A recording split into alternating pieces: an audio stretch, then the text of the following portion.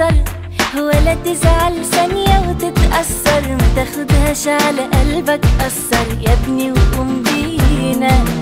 اصحى وشغل عقلك، لا تيأس ايه ده بيتهيألك، لو محتاج لي في حاجة أنا جنبك، ده احنا لبعضينا.